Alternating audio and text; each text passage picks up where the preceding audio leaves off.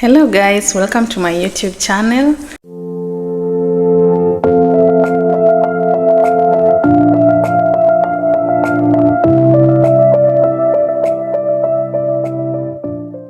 Today I'm going to share with you guys about the very important information on green card, and most of the information concern the green card winners. For example, you might have gotten your green card already, but you may not go to the US. So today I'm going to highlight to you all the mistakes people are doing and all the documentation that is required for you to process your visa in order for you to go to the US. And some of this information is very important in order for you to be able to succeed in green card visa when you go to the embassy. So the first thing that you as a green card winner must have is the complete DS-260 form. This DS-260 form you will get immediately after you have been selected, and you can fill the DS-260 form, then you submit to the embassy website.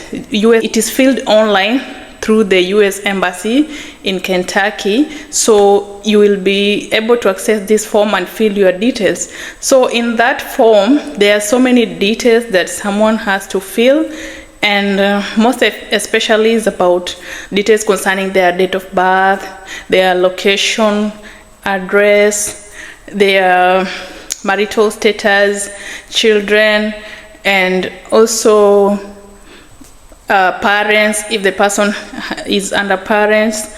So another thing, even parents, as long as you have parents, you have to fill it, and you need the right details. Whether you have father, you have mother, you are raised by a single parent or not. Then you need to fill the details of the host in this DS-260, and you also have to give the address of the host, their location, and where they are living in the US. And again, another thing that you are supposed to fill is on the agreements of things such as maybe just showing the US that you are a good person. So you need to either it's like an agreement, you have to just tick where it's correct, and where it's supposed to be marked correct is where you are supposed to mark correct.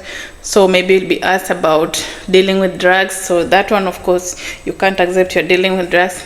If you're being asked about many other things there that the US does not support, then you have to mark it like you don't need to mark it like you are participating in any of those things. So after filling the DS-260 and you submit it to the US embassy from Kentucky, then you are supposed to do other documentation and processes in between before you are being called for interview.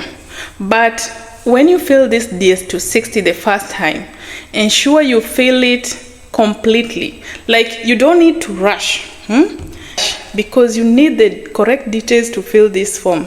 The moment you start maybe wanting to change information, for example, when you are about to go to the interview, or you filled DS-260, you are single, then again you go and fill, you want to change the information when you go to the interview.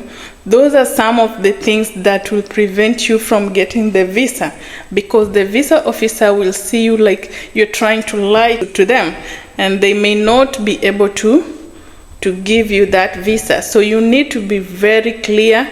You need to just write the correct information. And another thing is that you are supposed to write whether you are married. So by then, it's either if you have a husband or a person in a relationship, then you can write them. If you've been staying with that person, even if you're not married, but maybe you have a kid with that person and you have agreed, then you can write that person as a husband or wife. But before the interview, make sure you have the certificate of marriage to show the embassy that you guys are seriously married. So you'll need that one, and it's very easy to obtain such a certificate in Kenya. In places like Kenya, you just go and process in less than a month and you get it. Then another thing that can prevent you from going to the US is not having a host completely. For example, so many people in Kenya may not be having linkage. Maybe none of their family members are in the US, and it's not easy for the US embassy to grant you visa if you don't know where you are going, because they don't want liability. Like, they don't want the burden of you going there, then you become homeless. So you need a host in order to assure the US embassy that you will be safe, and someone will be taking care of you. You are under someone, so in case of anything, the person will be answerable. But you are being given, like, the host has to agree with you that you will be staying with them for a duration of maybe 3 months, 4 months, 5 months, or 6 months. And that is the only time that the host is answerable to, or maybe is liable to you when you go to the US.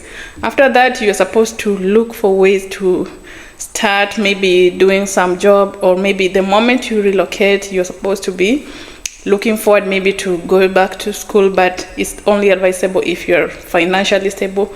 But if you don't want to go, if you are still your family, you are someone with a family, then you have to look for a job. Or maybe if you're a youth above 20 years, you can look for a job. I'm just speaking about those young people who win green card and they don't know what to do. For example, you just graduated, you are 18, 19, and you got green card and you don't know what to do. So sometimes your parents can support you to go to the US and still continue with the education, which is very recommended. So don't give up. Anybody can apply this green card and get it, even if you're young. Another thing is that when you go for interview, your host must send you some documents. So whoever you write as your host should be in a position to be someone who has been filing taxes, the US taxes, for quite a number of time, but most probably for the previous year. So the person must send you the tax return for the previous year, so that the US can say that at least this person is in a position to help you, to support you throughout the process of relocation or immigration. So your host should be in a position to give you those documents, and your host should be in a position also to give you their personal details, like passport, for you to show the embassy. Yeah, and again, their immigration status in the US. So that person should be, most probably, should be someone who is a citizen, in order for you to succeed in this, maybe getting the green card visa. So what we have discussed today are just some of the things that can prevent you from relocating to the US with green card. And a lot of things happen in the process, because some people go to the visa interview without even some other documents that the US embassy needed. For example, you may go to the interview and you don't have some certificates. For example, the requirement is a Form 4 certificate, but you as a person, you did not even take step to get the verification, the certification of your documents. Remember, you're supposed to go to interview when you have certified all your documents, from the Form 4 certificate, police clearance certificate, your marriage. I mean, all the documents that you have should be certified. Yeah, there are so many, like you have to go to places like Huduma Center in Kenya so that you can certify your police clearance certificate. So you need to go there and pay some money, a little money, then you certify your certificate, your good conduct. And for the NEC, you're supposed to log in and send there about around 2,500 so that you can certify your certificate. Then you need, for example, to ensure that when you went for medication, for medical whatever, or maybe if you have a medical condition, those are some of the things that can prevent you from getting the visa. So for example, if you go for medicals, then they find out that you have something that you're supposed to be under medication, you should ensure that you complete your medication. before you go for the interview. Otherwise, that one will prevent you from getting the green card. Or maybe if you misplace your certificate, you have to replace them, because all certificates in Kenya are replaceable. There are so many places they can process your certificates. Even birth certificates can take even just half a day or few hours, 2 hours, and you get the certificates, even if they are lost. So you need to ensure you have all your documents intact. Especially the documents should be correct, no lies, and you have your host documents. You should know the details of the host, and ensure that everything that the US needs, you have already communicated to them via email. Yeah, and that is how you'll get your green card. And on the day of interview, make sure you interact with, you converse yourself with the interview questions, because as a married person, you could not be asked questions that a person who is single can be asked.